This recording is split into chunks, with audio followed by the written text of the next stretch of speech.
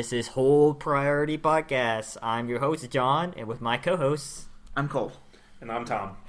And we are a group of, I would say, core to semi-professional players out in the Midwest, and we'd like to talk about Magic, particularly the modern format, and that's what our topic is today. The topic that we hinted about last episode. We're actually doing the recording in the same sort of area. I didn't even get out of my seat. My co-hosts actually had to get up. They couldn't do it, but we're still talking about it. We're going to be talking about sweet decks in Modern. This is our series that we're going to go through because we love playing Modern. Most of our people play in a Modern format. I'll play any format, but we're going to be talking about Tezzerator, blue-black Tezzerator. Go through some history and some of the stuff about the deck.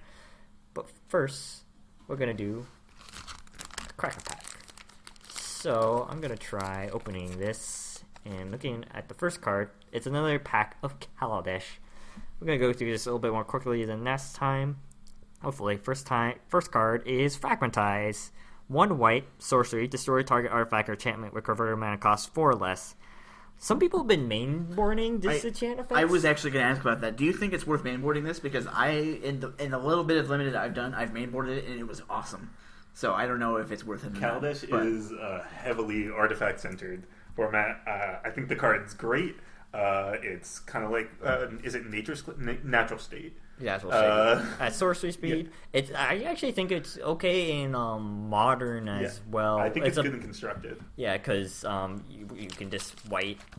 You can hit basically anything. There's not a lot of artifacts or enchantments with more 4 or less. It hits, 4 or more, and it hits all the ley lines. So yeah, I mean, I don't know much about Burn, but running a copy of this in the sideboard Burn to get rid of the Leyline Sanctity, I mean, you can have Destructive Revelry. Yeah, I would play Destructive Revelry works. Yeah. And the red-white version also likes playing Wear and Tear because randomly you can hit both sides of Wear and Tear. So sure.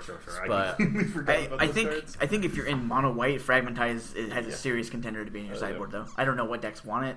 I don't play mono white, so I don't know, but it seems pretty good. Soul Sisters. Yeah, there we go. Well, fast Wingsmith is 3 colors, 1 blue. It's a 3/3, but whenever an artifact enters the battlefield under control, it gains flying until end of turn. Yawn. It's such a filler card. It's a fine. I think the card's. Yeah, okay. Yeah, I think it's fine.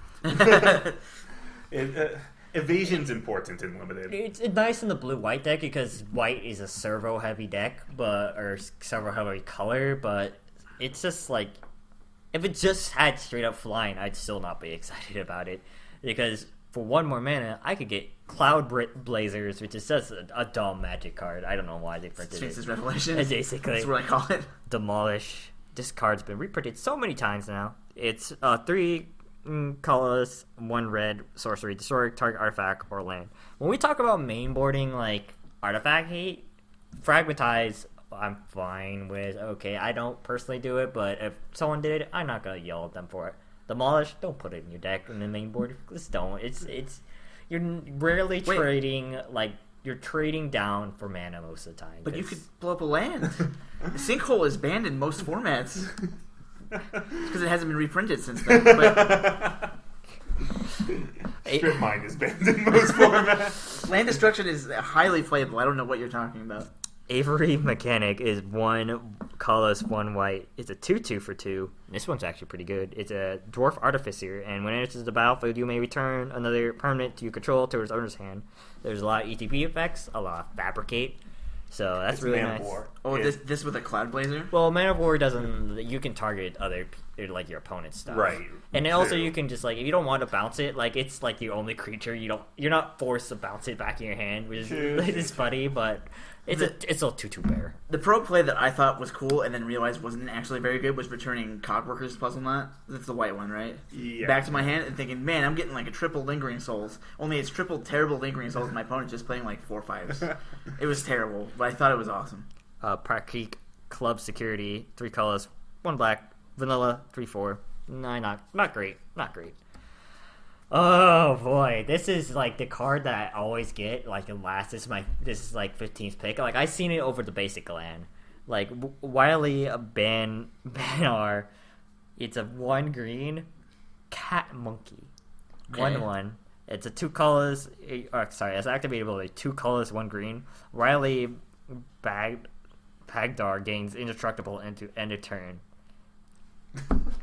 Like, everything about this card is Blocks everything, dude. just terrible. Just don't play it. Windrake. This has been reprinted a few times. It's 2 colors, or 2 generic, 1 blue. This is a flying 2/2 Drake. It's good filler. This is a C+. I would rate it much higher than that. It's a 3-mana 2/2 flyer. In limited, that is super above curve. That it has evasion. It'll block those stopper tokens all day. It'll block those stopper And tokens. fly all over the servo tokens. Yeah, That's nice. I think the card's good. Accomplish Automaton 7 colors and has a little dude on top of him. It's an artifact creature construct with Fabricate 1 and it's a 5/7, so it can be a 6/8. It's a sealed card. If you're playing sealed, it's okay. This is something that can finish the games. You don't really have anything better, but in draft, you might just get run over by the black-white like token set. So expensive. Like, you could get run over by a lot of things. There's some aggressive draws. Red, like white. they'll play like Long Tusk Cub, and that card is disgusting. Something I do want to ask, maybe it's just me, but is the art a callback to the original Triskelion art? Because it looks very similar. I don't know. I haven't actually looked at the old. The revised, it's like I a saw goofy it. looking robot. Oh, you mean the antiquities? I saw the Tempest one. The Tempest one. So- Oh, robot it's a is like Tempest? this. yeah. That's it's kind of like a cylinder. It looks like Domo Arigato robot, kind of. Oh dear. I have no idea. Yeah, Cole's gonna probably look that up. But next card is Foundry Screecher. It's 2 generic, 1 black, bat, flying, 2/1 flyer. Foundry Screecher gets +1/+0 as long as you control an artifact. So it has similar stats to Windrake, but it can potentially have a 3-power flyer, which is a no joke. In the black-white sort of artifact servo deck, it's super good. I wouldn't pick it early, but it's really good.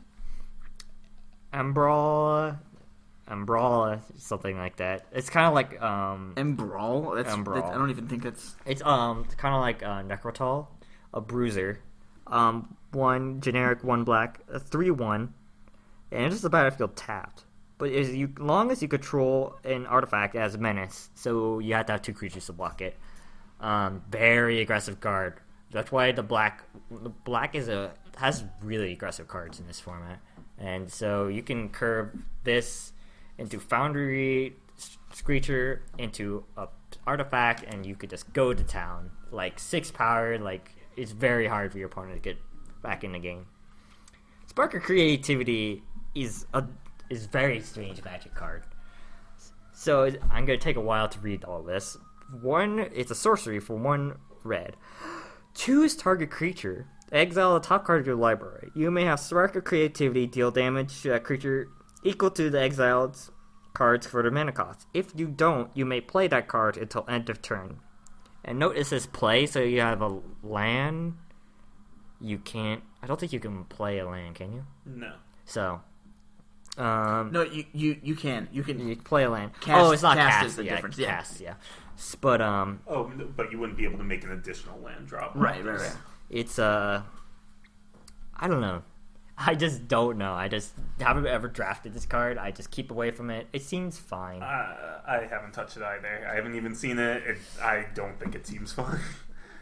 I don't know. Ooh. Snare Thopter. 4 colors. Flying Haste Thopter. It's a 3/2. That's great. Seems playable. Yeah. And man, the Bruiser into Screecher into Snare Thopter, 9 power, just all evasive, menace, flying.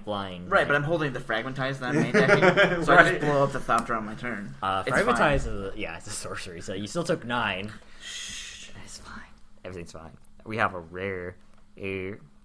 Well, of course you have a rare. Aether Squall Ancient. 5 generic, blue, flying. At the beginning of your upkeep, you get 3 energy. Pay 9 energy, or 8 energy. 7. It's a big 7 number. energy. An amount. No, that's 8. Oh, it's 8? Okay. And return all creatures to our owner's hands. Activate this ability if you could cast a sorcery, and as a 6/6. So 6/6 flyer for 7. You have to draft around this. I feel like, yeah, you just kind of have to have a control-y deck, but you could finish games. I don't know. I think it's fine as a high end. If you have any energy synergy, this card is great. It generates energy for you.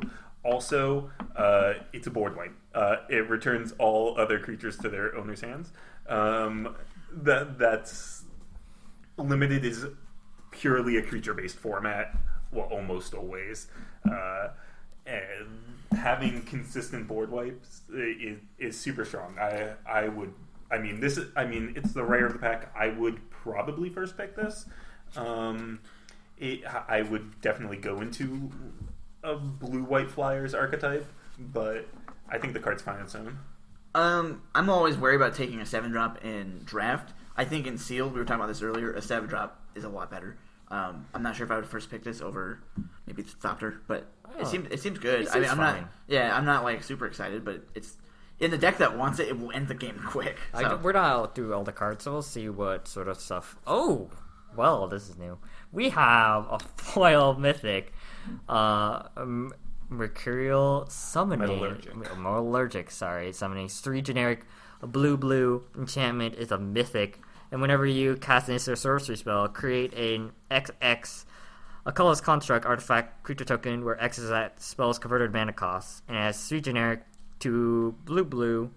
I think that's actually sort of a kind of a misprinting because the blue. Do you notice that the blue symbol, like the little teardrop? It's fine. Exile Metallurgic Summonings. Return all instants of sorcery from your graveyard to your hand. Activate if you control 6 or more artifacts. So the Saints can create his own artifacts. Saffron Olive made a deck about this deck or this card. Yeah, and caused a spike. The foil is currently only 11.58 though, so I mean it's still good. I mean you could made money back, but in limited, I think it's a card that if you want to play it in limited, you have to build your deck around it, and then your deck is probably going to be terrible unless you draw. Here's the problem. I'm definitely going to first pick this, but not because it's a good card in your deck, but because it's a foil value. So it is a foil mythic. Mountain and Thopter. So first picks out of this pack. Thomas is. You're still on the 8th scroll HM. That or the Thopter. I like Snare Thopter actually, just because it keeps you open, and it's a great card. Foil Mythic aside, if we were at a GP, then we would do that. Exactly. I'm gonna put some of my cards away because we were talking about Kiki Core last episode, and a lot of these cards actually belong in my burn deck, which I'm taking to SCG Milwaukee, which I'll talk about later in the episode. But we're gonna move on to our main topic. Our main topic today is a deck tech of Tezzerator. This one deck has a storied history, which I'm gonna go through. If that's all right.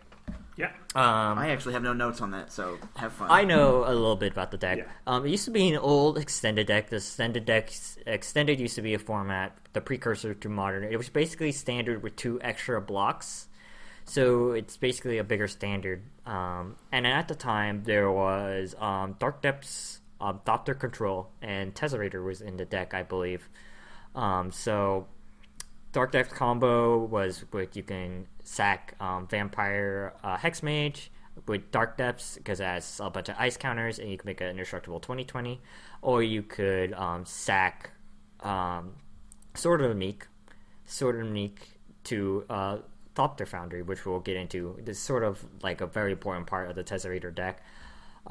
It was something that was not really in modern just because it was banned. Actually, the Sword of Meek was banned at the very start of the format, but then it got unbanned, and a lot of people actually came out with very different versions of Tezzerator, and like people started brewing around it. It sort of died down, but it is definitely a deck that you should be on your radar, and it's really cool. Cole is a big fan. Obviously, Thomas is a fan. He built the deck. I love artifacts and Thopters. Any deck that has Thopters in it. That's probably why I play Kiki Cord. Sometimes you have Thopters.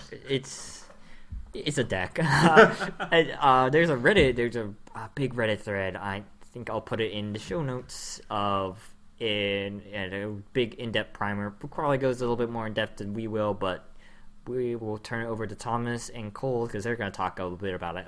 I'll still be around. It's not like I can go anywhere. So you can leave if you want, though. I think we can carry on it's without no you. big deal. All right, so Tesserator. As John said, Tesserator was a deck in Extended, and it's also a pretty not pretty popular. It's until Sword of the Meek was unbanned and Modern was separated from Legacy, the deck was a pretty established control deck in Legacy. Yeah, it's a Legacy deck, and it's a deck that has a lot of fans, like people who are part of the extended format. Was like when it came unbanned, like that Reddit thread just exploded. So there's a lot of fans of this deck. Well, and then in Legacy 2, though, you have a few tools, like you can play Ancient Tomb for like turn 1 and Chalice of the Void. Yeah. But you can't necessarily do that in Modern. It's a little tougher, but go ahead. Yeah, so when Sword of the Meek got unbanned in the spring of 2016, a lot of people started testing out Tesserator again. And I was one of those people, and I really enjoyed the deck. It's sweet. It kind of plays like a combination of bad Lantern and bad Control that's kind of glued together through the namesake of the card, Tezzeret Agent of Bolas, which I'll get into in a few seconds. So, as for the deck tech, the deck I'll start with the creatures before getting to the lands, because the lands are actually kind of the important part and subject to change through various different lists. The deck only plays 2 creatures, and they're both Spellskite. We talked about Spellskite before in the Kiki Core deck tech. Spellskite's just a great card. It's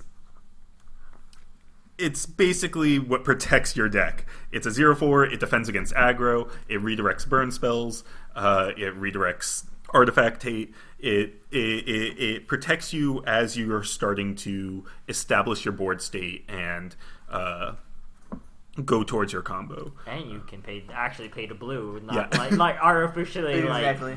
Yeah, you can actually play the blue mana. So next, the deck, my version in particular, runs a few different planeswalkers. As I said, there's the namesake of the deck, Tezzeret Agent of Bolas, a mythic from Mirrodin Besieged. It's a 4 mana, 2 generic and a blue and a black, for a 3 mana walker with 3 abilities. It has a +1 that is kind of like an Ancient Stirrings for artifacts. You get to look at the top 5 cards of your library, reveal an artifact card, and put it into your hand, and put the rest of those cards onto the bottom of your library in any order. It has a -1 ability. Target artifact becomes a 5/5 artifact creature, just permanently. It just becomes an artifact creature, and that synergizes well with Spellskite. So even though Spellskite has 0 toughness, 0 power, doesn't actually have defender. So you can turn Spellskite just into a 5/5 beater, and that's actually a reason we play some of our lands as well, which I'll get into in a few minutes rather. And then Tezzeret's ultimate is pretty much its saving grace, besides the Ancient Stirrings, which is super powerful. It's -4, so you can activate it the turn after you play Tezzeret, and you drain your opponent for X life, where X is 2 times the number of artifacts you control. It just deals so much damage. You get a lot of artifacts out, even when you only have 2 or 3 artifacts. That's 6 damage that you're 6 damage you're dealing, and you swing for 12 because you also heal for that 6. It's a really powerful protective ultimate. Well, it's protective, and it's also your primary, not your primary win condition, but one of your important win conditions, because you have a lot of prison elements in the deck. Yes, and so you can't, absolutely. You're not, and we already discussed we only have 2 creatures deck, so beating down's kind of hard. So Tezzeret acts as a win condition because you have other elements. Right. The next walker I play is Liliana of the Veil, a 3 mana planeswalker, 1 and 2 black. Lily is in the deck for controlling. It helps protect you, and it has various synergies, but it's mainly there to help control the board state and help control your opponent's hand so you can continue doing what you want to do. Liliana of the Veil comes down with 3 loyalty. Her +1 ability is each player discards a card. Her -2 ability is target player sacrifices a creature, which can be very strong, especially if they're on a single creature or have imminent threat out. And she has -6, separate all permanents target player controls into 2 piles. That player sacrifices all of the permanents in 1 pile of his or her choice. Did you know that was a flavor? Like they made it for a flavor reason because it's like how Liliana forced Stalia to have a choice: open the Hell Vault or not. Really? I had Yeah, no idea. Yeah, so it's pretty really awesome. cool. That's a really cool like flavor thing. I thought it was just like black, terrible factor fiction, but Yeah. that also works. Yeah, I no. can see it. Liliana is just a super strong planeswalker. You see her in almost every mid-range deck that runs black, Jund, and Junk. In Mardu, she's basically there to, as I said, control the board state, and she has some other synergies as well, which I'll get into as I come to the cards. And then a little spice of my own that I've started trying out that I've found to like a lot is I run 2 copies of Ashiok, the Nightmare Weaver, another 3-mana walker with 3 loyalty, one blue and black from Theros. Her +2 ability is exile the top 3 cards of target opponent's library. She has a -X, and you're allowed. Her -X is you put a creature card exiled with Ashiok with converted mana cost X onto the battlefield, and it's also a nightmare in addition to its other types. And then her ultimate is -10, exile all cards from all opponents' hands and graveyards.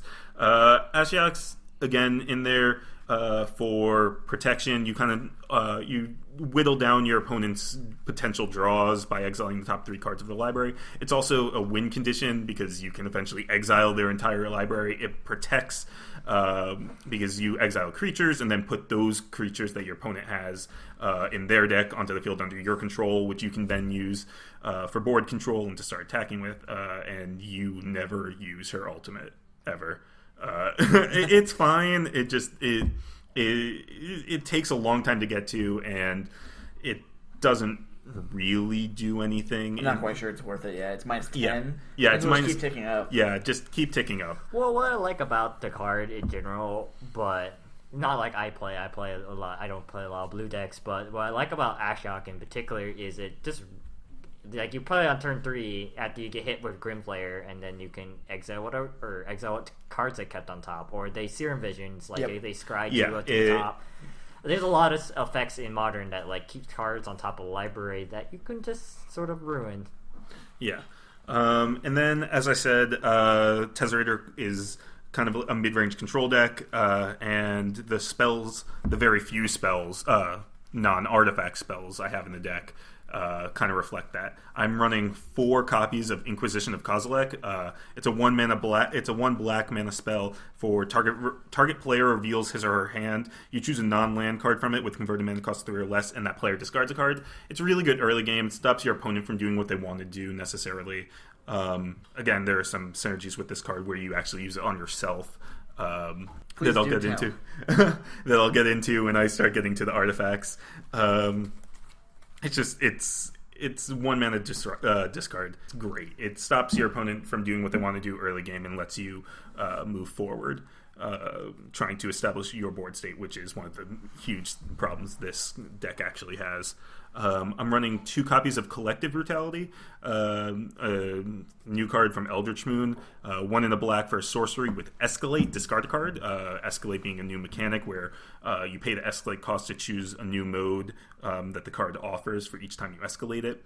And it has 3 potential choices. Your target opponent reveals his or her hand, and you can choose an instant or sorcery from it and make them discard that card. Then it has target creature gets -2/-2 until end of turn, and then target opponent loses 2 life and you gain 2 life.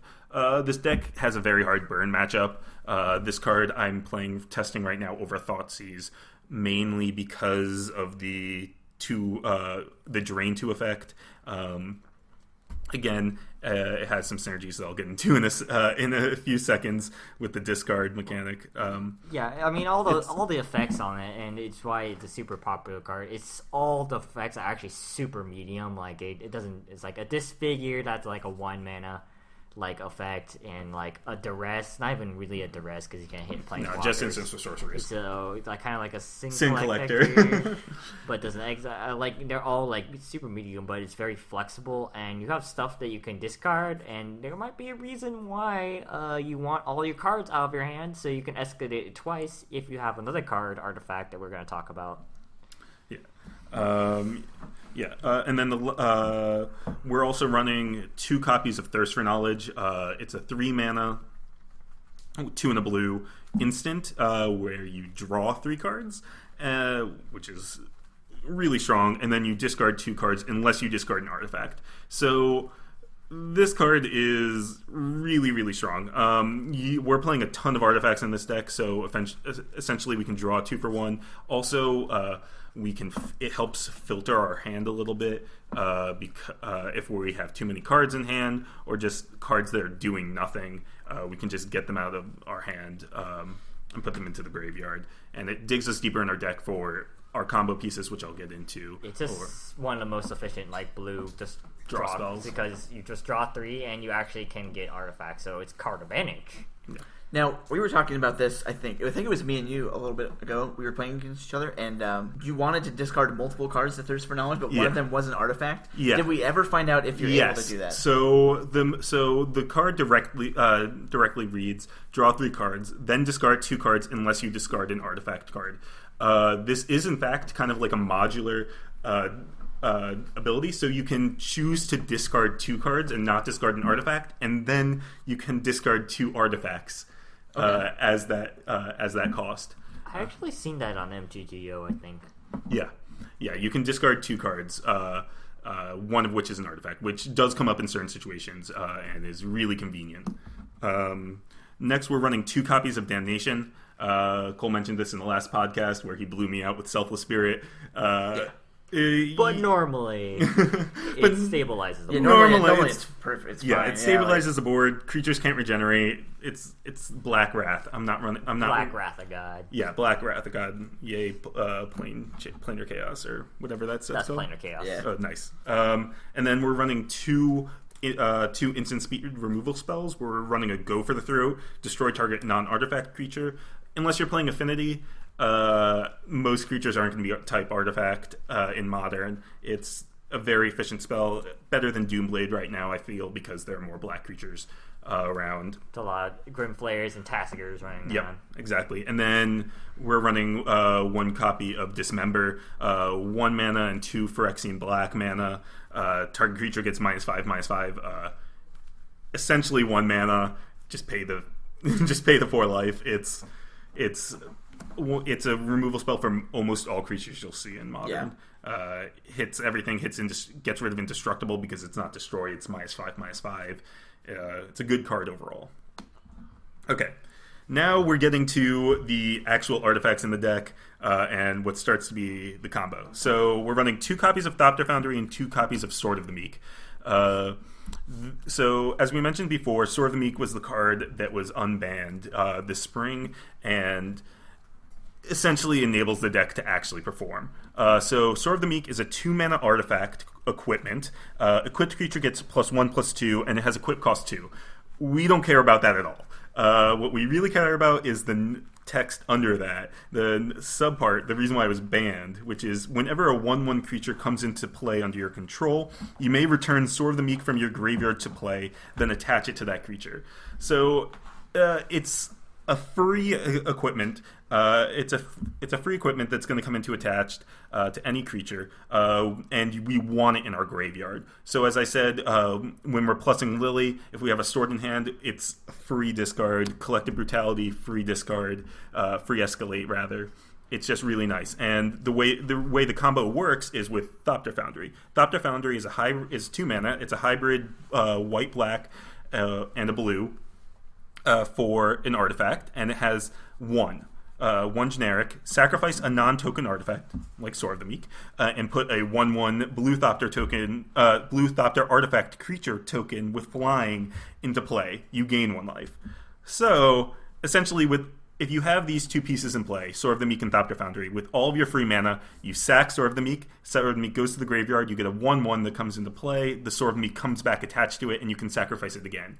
It's just a ton of value. You're gaining life at the same time, which is really convenient. You put up a wall of blockers or attackers, and you just reiterate this with all your spare mana, slowly gaining advantage. It doesn't technically win you the game outright, but it's the grindiest sort of like combo, and like it's once you have it and you don't really have an answer for it, it can be super resilient, because even if they like wrap the board, like you just shrug and just do it again. Yeah, and you can activate this at instant speed too. So if it like say they're going to do something to disrupt your graveyard so that you can't do the combo anymore, you can just go, okay, I'm going to do it this many more times, and then just have those creatures. You have so much inevitability that at some point, like fair decks, unless they have a way to majorly disrupt you, they just can't come back from the combo anyway. Doesn't really matter if it's not infinite. Yeah. Absolutely. And then the rest of the deck is pretty much prison. So we're running 2 Chalice of the Voids, an XX artifact spell from Mirrodin. Chalice of the Void comes into play with X charge counters on it, and whenever a player plays a spell with converted cost equal to the number of charge counters on it, on Chalice of the Void, counter that spell. Normally, you're going to spend 2 mana to play it for charge counter equal to 1. It's there are so many 1 mana spells in Modern, and this just shuts off a lot of decks.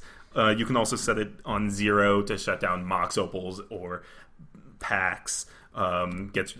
Slows down Affinity a lot. It has a little. It's not good against decks like Kiki Chord, and has less versatility as you move up towards mid-range and control decks, just because you're going to have to spend so much mana to play it. You have to spend X times 2 mana for where X is the amount of charge counters on it. So if you're not really going to have 6 mana to spend to play it on 3 or anything like that. But it's a nice little piece to lock out your opponent early game and stop them from disrupting you, doing what they want to do. I will comment though that like Chalice is always just going to be generally useful just because Modern is a turn 4 format. So there's going to be, even in control decks, they still need like Serum Visions. They still need Statcast mages. But Thoughtseize and all those other because you just have to do something turn 1 through 3. And also, this is something I'm going to bring up just because some of you listeners might like want to pick up this deck. This is your trigger to remember. You have to remember that you had to point to the Chalice to counter it. If they play, they can sneak. They can be really squirrely and like play a spell. If you don't notice it, it's sort of in there. So gotta remember that. One thing I'd like to bring up, too, is that this seems really good against aggro decks. What other possible artifacts could you have that are good against aggressive decks? A possible artifact are the 2 copies of Ensnaring Bridge we're running main. Oh, boy. So Ensnaring Bridge is one of the cards that Modern loves to have from the benefit of including 8th and 9th edition. It originally printed in Stronghold. It is a 3-mana generic artifact that each creature with power greater than the number of cards in your hand cannot attack. So this is where the Inquisitioning Yourself, the Lily, all the discard comes in handy. Remember, you don't have creatures, and all the Thopters you're generating are 1/1s. So getting your hand size to 0 means that you're not going to be...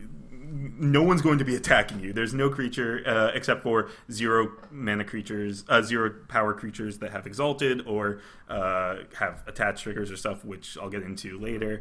But it shuts down most of the creatures in Modern, and again, just allows you to start the prison lock, start the control game, and just do what you want to do and stop your opponent from doing what they want to do.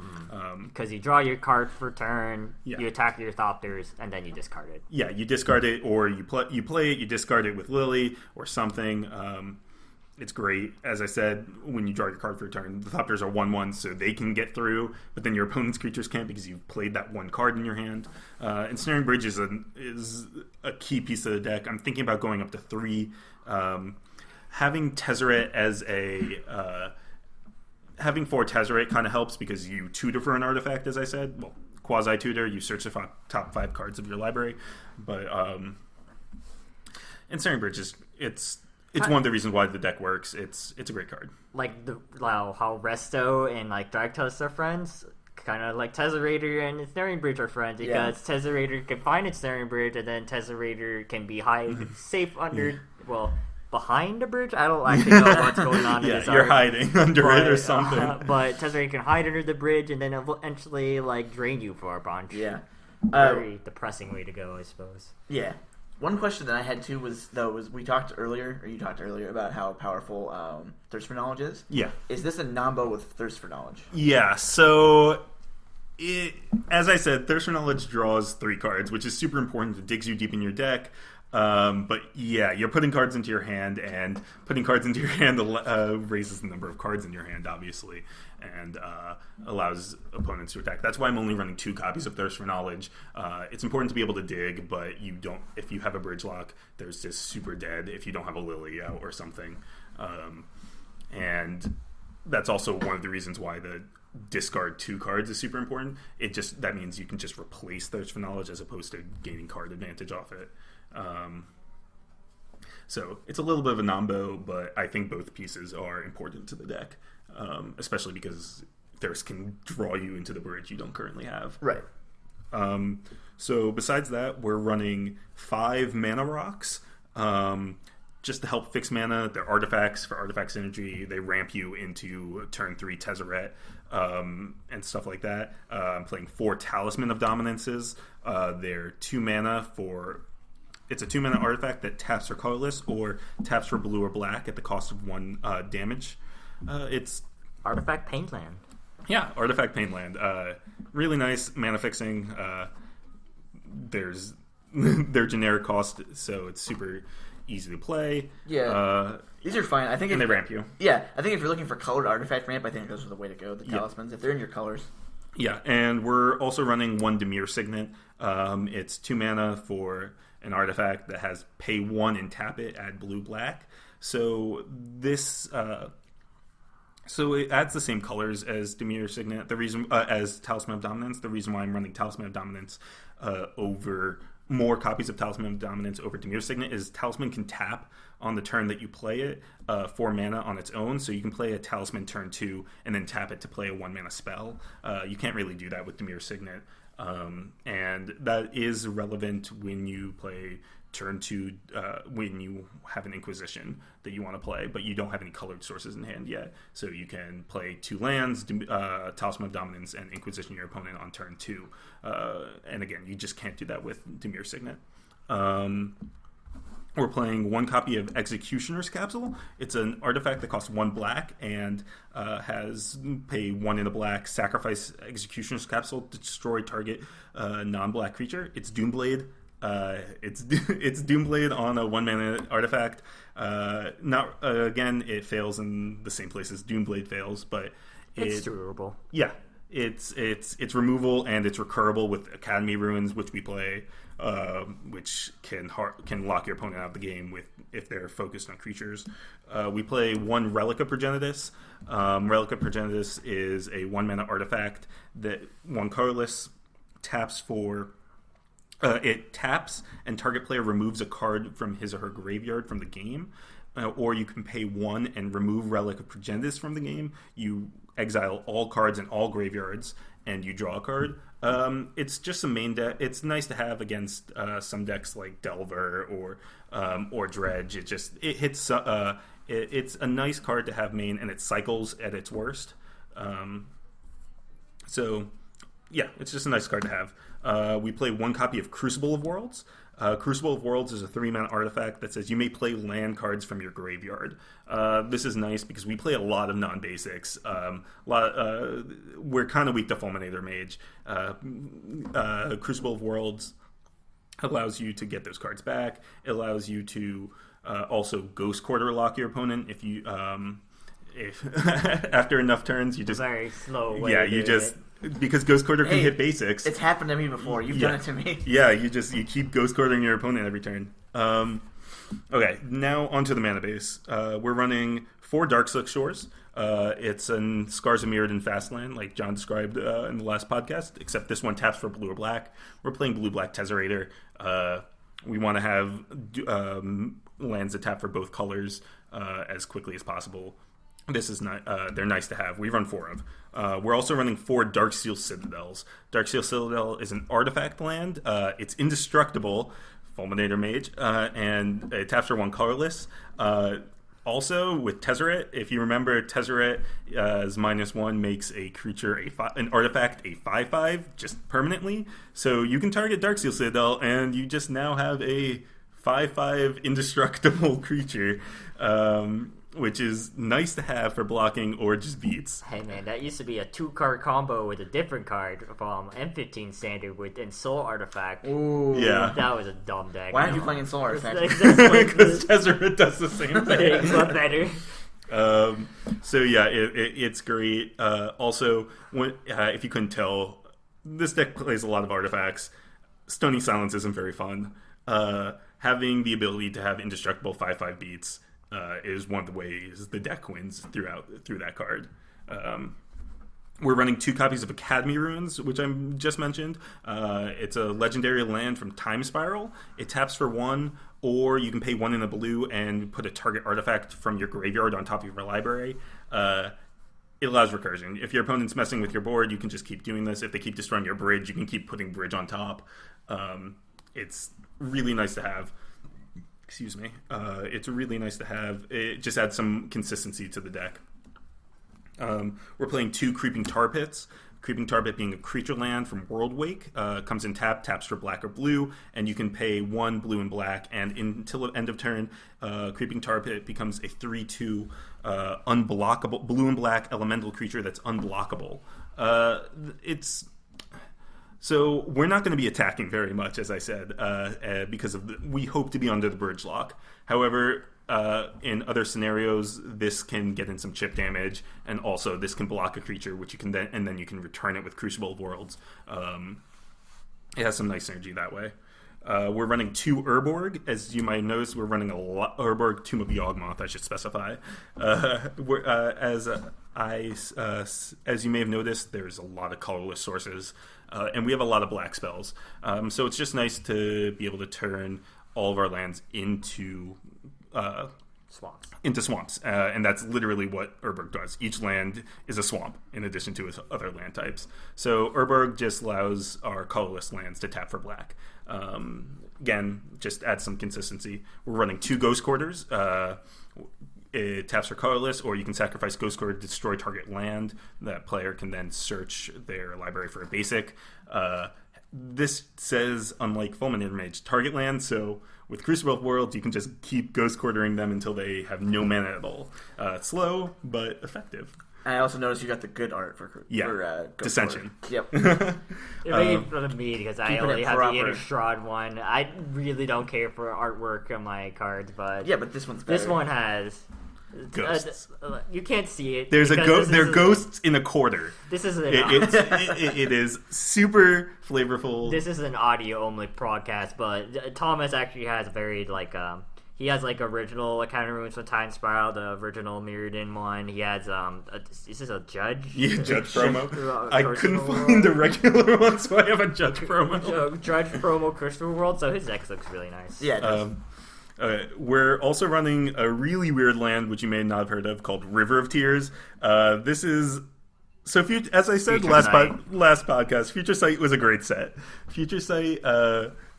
Wizards tried to put out some interesting mechanics, and so there were so they had a cycle of lands, which a few have been turned into full cycles. Well, no, just filters, but a few lands that just didn't do anything else. They weren't really seen before. So Horizon Canopy was one of them.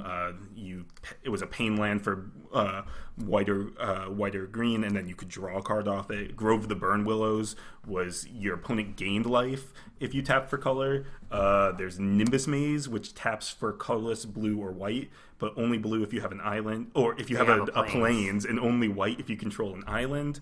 And then the original filter land, Gravencarns, which was, so we talked about the filter land for green-red. This is filter for black-red. And then there's River of Tears. So River of Tears reads interestingly. Tap, add blue to your mana pool. If you play the land this turn, add black to your mana pool instead. So it's another colored source. The turn you play it, it actually taps for black. And then... It's a weird dual land that you can play around. it comes in untapped. That's the main reason. Taps for blue, comes in untapped, can also tap for black. You play it turn 1 and you can Inquisition someone as well. Yeah, It's landfall without the landfall keyword. Yep. You can, as Cole said, enables turn 1 Inquisition, which is super important. So it's really nice. And then we have a few basics. We have a few key lands that I'm actually really excited about. We're running 1 Seagate Wreckage, a new land from Oath of the Gatewatch. Taps regardless, but we want to have 0 cards in hand. We want, and the second ability on Seagate Wreckage kind of helps us if we're still in a pickle after we have 0 cards in land and a bridge out. It's 2 and a colorless mana, so 2 generic and a colorless mana. Tap, draw a card, and you can only activate this if you have no cards in hand. So if we're still in the pickle and even after we have the bridge lock with 0 cards in hand, this just helps us draw deeper into our deck. And keep Reverse Library of Alexandria. Yeah, reverse Library of Alexandria. That also costs 3 mana to activate. And like Clarion Community College said about this one, surely it's as good as Library of Alexandria, right? Surely it's as good.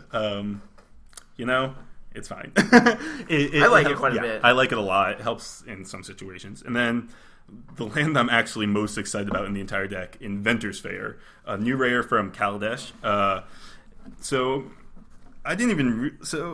When this land was previewed, I literally only saw the fact that it has the ability tap for colorless or pay 4, sacrifice Inventor's Fair, search your library for an artifact card, reveal it, put it into your hand, and then shuffle your library. Activate this only if you have Metalcraft. Having an uncounterable tutor, because no one plays Stifle effects in Modern. I don't think anyone plays Squelch. Not that I know of. Maybe it's in... It's in Mono Blue Tron sideboard sometimes. Okay. But having an uncounterable tutor is really important.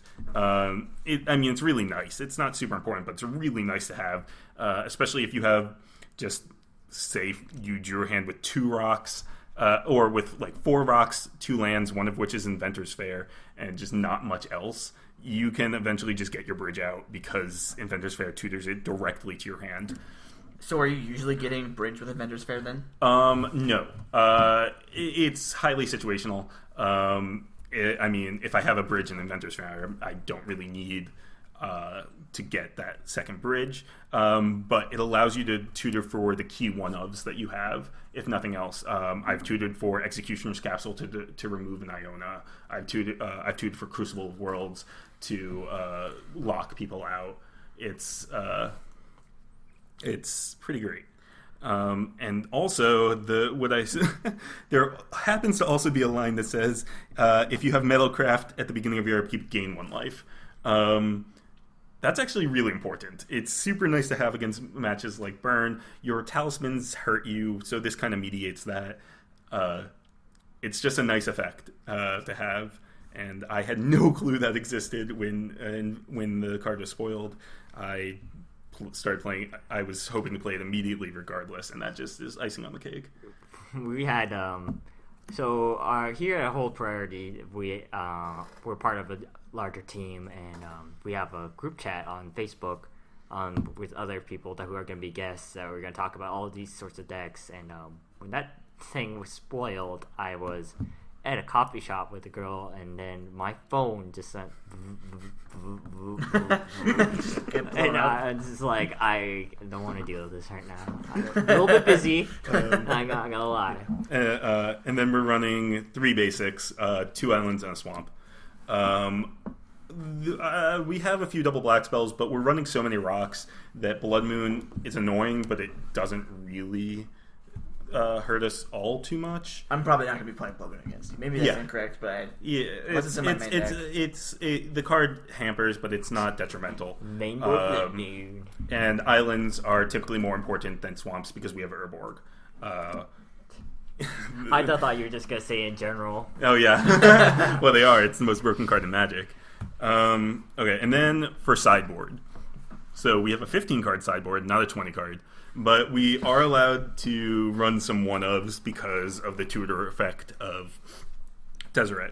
So we're running one Batter Skull, a 5-mana artifact that's a living weapon. When it comes into play, you get a 0/0 germ token attached to it, and it has +4/+4 vigilance and lifelink.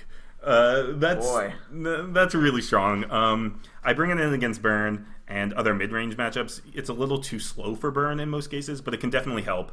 And we have some dead cards. Like, I'm not going to play Dismember. I guess I keep Dismember against Burn, but it hurts.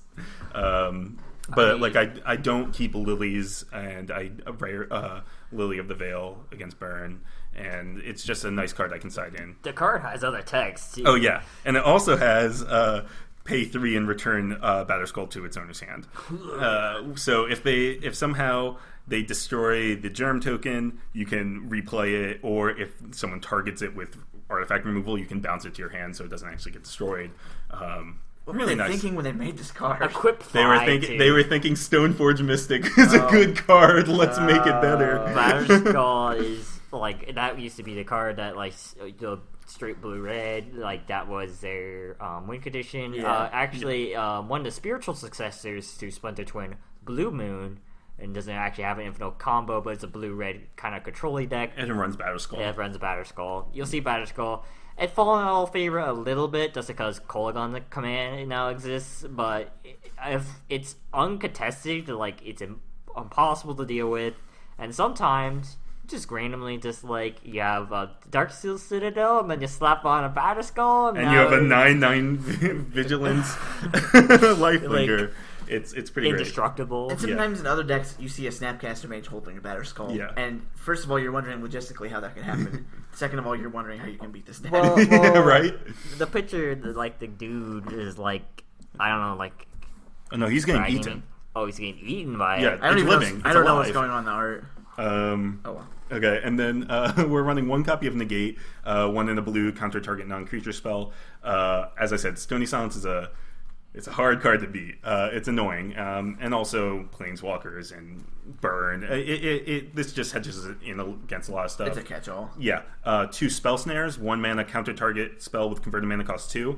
Again, rest in peace, Stony Silence, Tarmogoyf, Burn, like all of the Burn decks. Burn, The one drop. Eidolon of the Great Revel, Burn. Yeah, Burn's a hard matchup.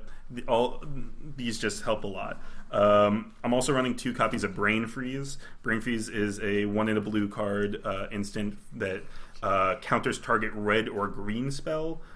Super convenient. Scape Shift has come into popularity recently. Counter Scape Shift, just straight up, and also helps Counter against Prime Time. Counter Prime Time, counter against Burn. It's just a nice card to have. I'm running 1 of Spreading Seas. It's kind of like this deck's Fulminator Mage. I mean, I could run Fulminator Mage, but that would be a non-artifact creature. Can't have that. And so Spreading Seas, it just kind of it cycles. It's 1 in a blue for an enchant land. When Spreading Seas enters the battlefield, draw a card, and enchanted land is an island. It cycles and it gets rid of people's fixing. It's a nice card to have, especially against Tron and stuff like that. So we were talking about Modern Legal Stifle. Yeah, Modern Legal Stifle. Okay, go on. Oh, that was it? Yeah. Okay. Oh, yeah. So, one of my favorite cards in Modern, I also run in my sideboard, Shadow of Doubt. It's hybrid blue-black, and it says players can't search libraries this turn, draw a card. So, fetch lands. You can play this in response to someone fetching, and then they just lose their land. And you draw a card. Okay, I'm going to blow up Nahiri. Okay, Yeah. Shadow of Doubt. Yeah. It's just a gotcha card. You can play in response to Scape Shift again, and then they're not really going to go off with Scape Shift. Yep. It's more powerful effect than Aven Mind Sensor, but it's a similar purpose.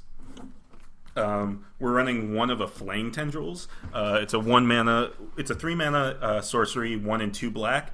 It's colorless, devoid. And all creatures get -2/-2 until end of turn. And if a creature would die, exile it instead. So this is a great card against other indestructible creatures or against decks like Kiki Chord that have Voice of Resurgence. And it's also another board wipe for small tokeny decks, Affinity. It seems good against Abzan Company as well. Yeah, it's good against Abzan. Gets rid of Finks.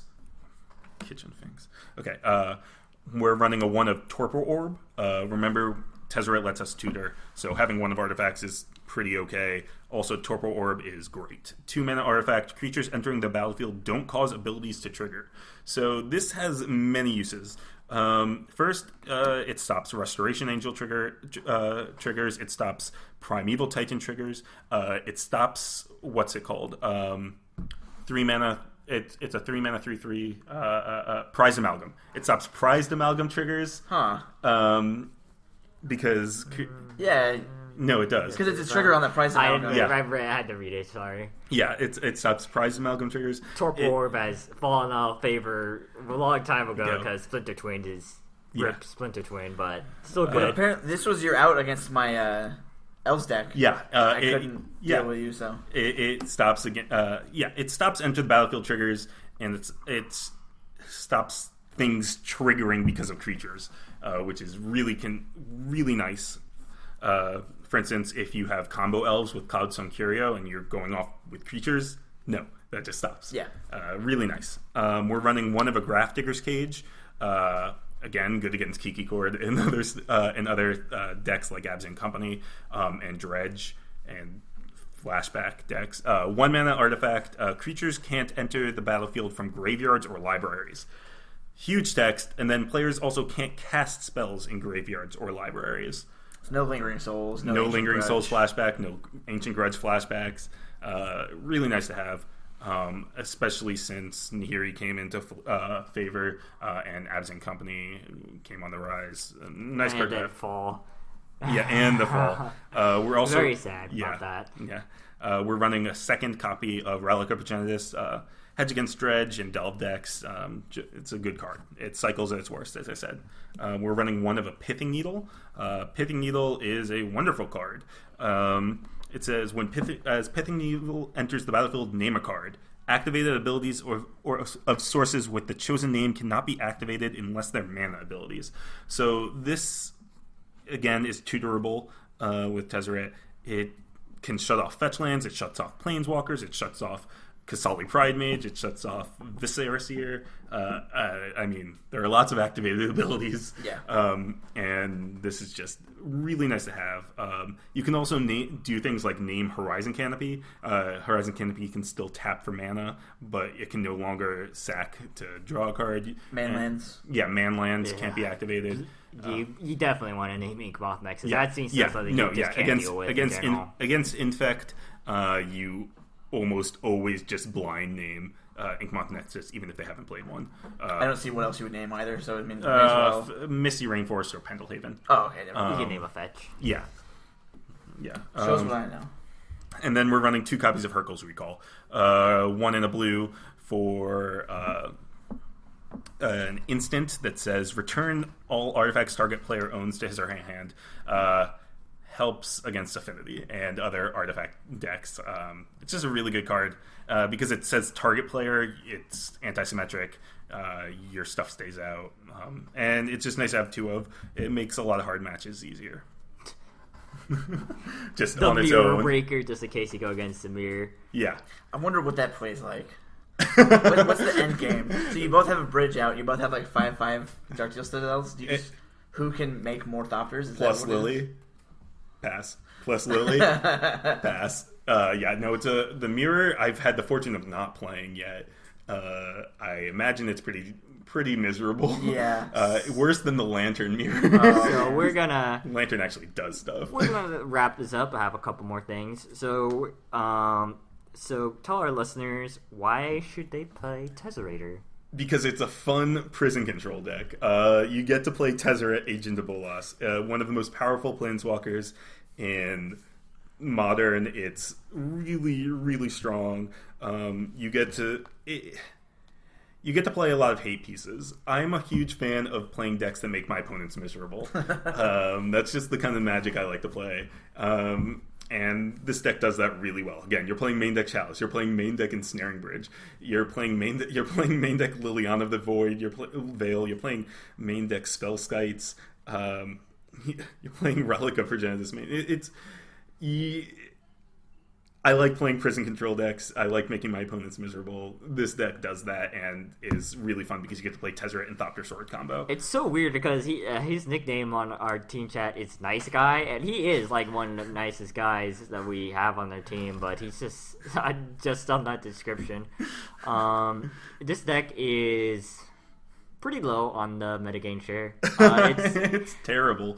It's not bad. But what it potentially could get in something like Aether Revolt that would make it a viable deck? Okay, so the reason why I say this deck is terrible is because it's slow. It's trying to do really unfair things at a really fair pace, which is a quote from Cole, and I think that describes the deck pretty perfectly.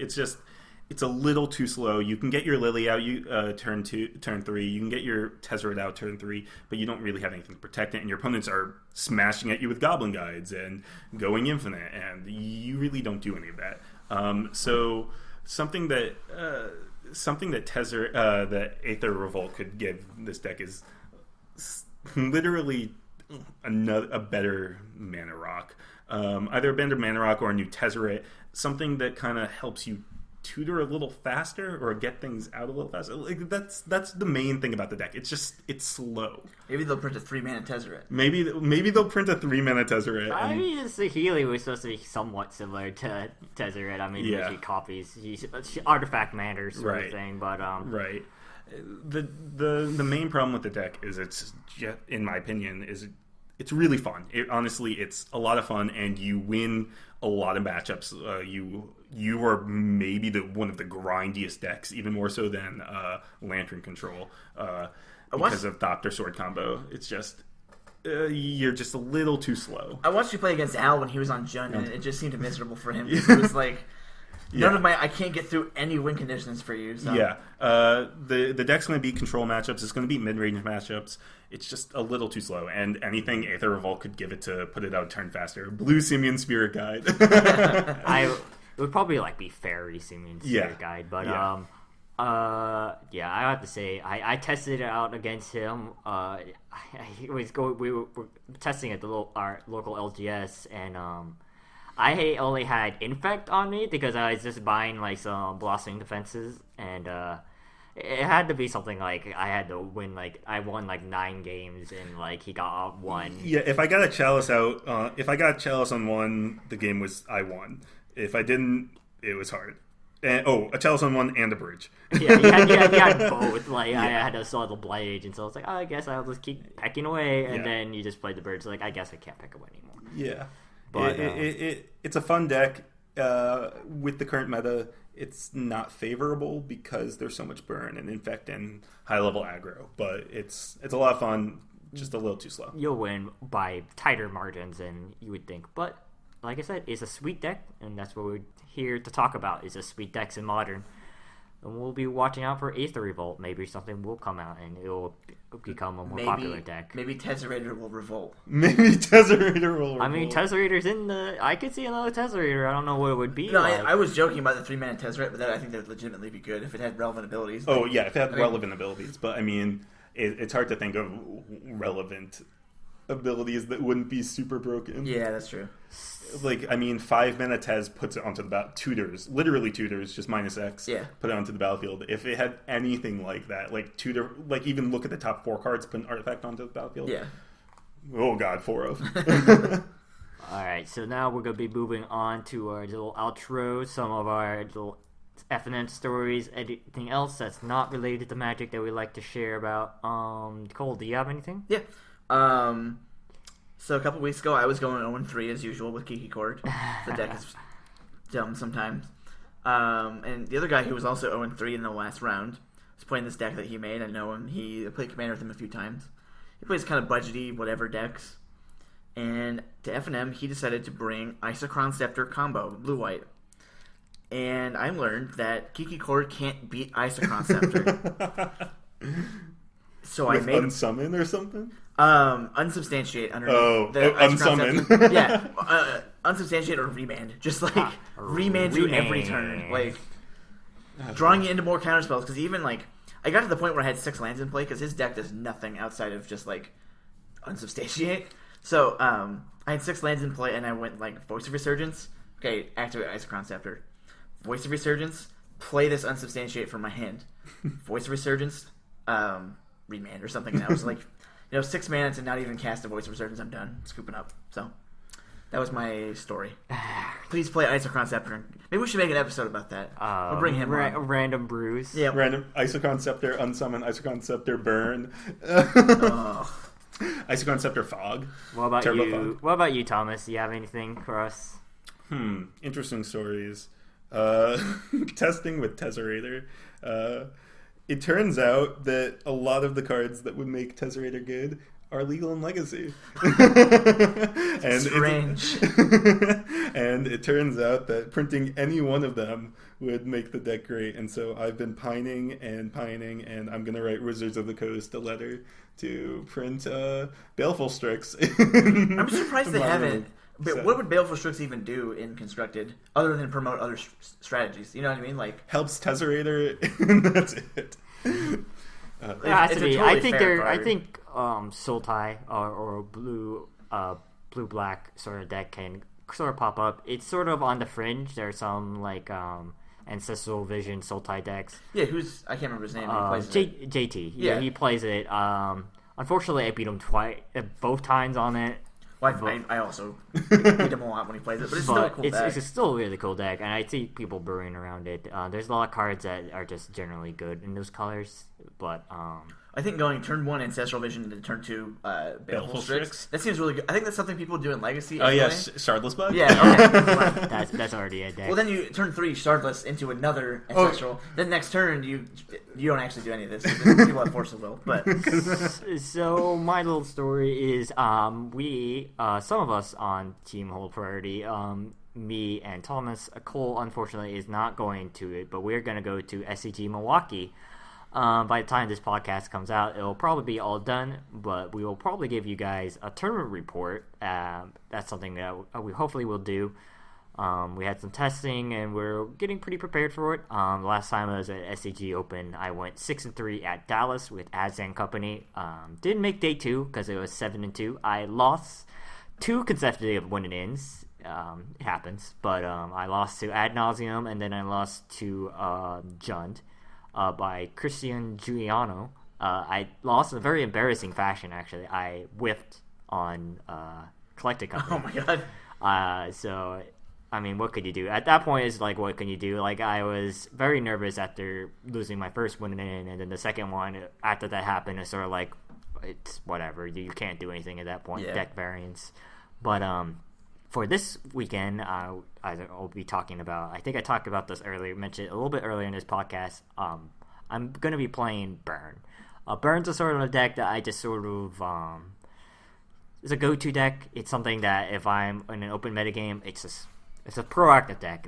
It's always going to be good. So we'll see how it goes. I have faith. The only thing I really can do is hope the deck can be consistent. I play consistently. I have a pretty good shot at day 2ing. So we'll see what happens.